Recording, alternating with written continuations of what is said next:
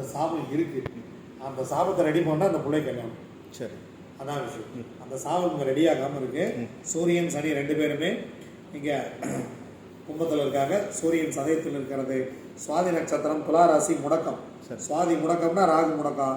ராகு முடங்கி போய் லக்னத்துக்கு 10ஆம் இடத்துல சுவாதி நட்சத்திரத்திலே நிற்கிறார். 2018க்கு முன்னாடி ராகு தசை தான் போயிட்டு இருந்தது. சரி, இப்போ 2018க்கு அப்புறம் குரு தசை போகுது. சரி, துளாராசி முடக்கம், சுக்கிரன் முடக்கம். சரி, சுக்கிரன், புதன், சந்திரன் 3 பேர் லக்னத்திலே இருக்கிறாங்க. சரி, சந்திரன் அவயோகி, சுக்கிரன் முடக்காதிபதி, புதன் சூன்யாதிபதி. 3 பேர் லக்னத்தில் நின்று 7ஆம் பாரு 7ஆம் இடத்துல இருக்கிற செவ்வாயை பார்க்குறாங்க. செவ்வாய் எங்கே ஆயில்ய நட்சத்திரத்தில் இருக்கு. இதுதான் காரணமே தவிர இது வேற எதுவும் காரணம் இல்லை. குரு திசை போயிட்டு இருக்கு. குரு சூன்யாதிபதி 2018க்கு மேலே தலைகீழாக நின்னா கூட இந்த பிள்ளைக்கு இது நல்லது பண்ண மாட்டான்னு.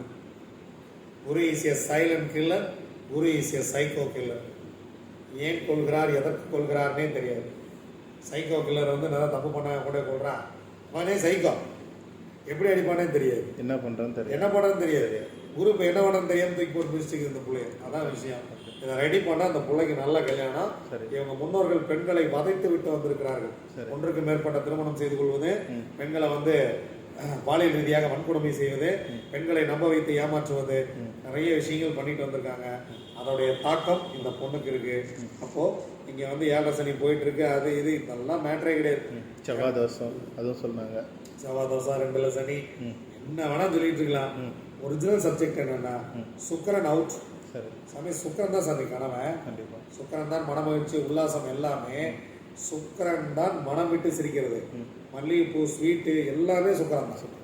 நீங்க சுக்கிரன் சரியாக இல்லைன்னா இங்க வேற எதுவுமே சரியாக இல்லை. அதான் விஷயம்.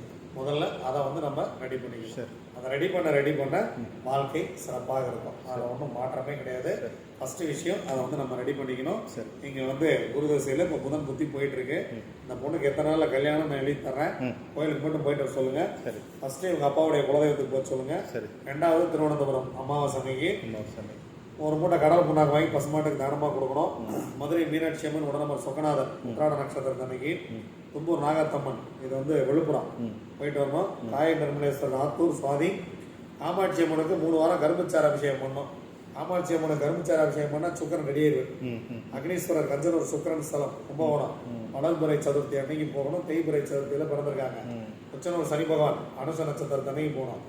ஆதி ஜெகநாத பெருமாள் அவயோகி, அகத்தீஸ்வரர் யோகாதிபதி, திருச்செந்தூர் முருகன் கருணநாதன் போயிட்டு வந்தா கோயில் முடிச்சதுல இருந்து அடுத்த 136 நாள் அந்த பிள்ளை கல்யாணம். நீங்க எதிர்பார்க்காத ஒரு மாப்பிள்ள வந்து அந்த பிள்ளை கல்யாணம். நீங்களே எதிர்பார்த்துக்க மாட்டீங்க, இப்படி ஒரு பையன் அந்த பிள்ளைக்கு வருவான். இது வரைக்கும் வந்த யாரும் இந்த பொண்ணுக்கு கணவன் அல்ல.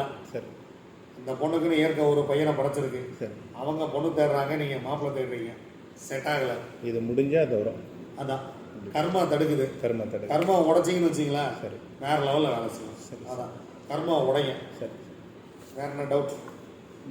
அவங்க வரல. எனக்கு தெரிஞ்சது திருமணம் தான். திருமணம் ஒன்று திருமணம் பண்ணி இந்த பொண்ணு நல்லா வாழும். சரி, நல்லா வாழ்றதுக்கான அமைப்பு இதில் இருக்குது.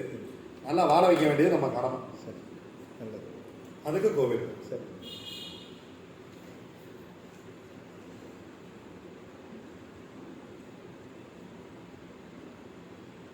கோயிலுக்கு போகாமல் எத்தனை வருஷம் கழிச்சு கல்யாணம் பண்ணால் அந்த பொண்ணை போயிட்டு திரும்பி வந்துடும்.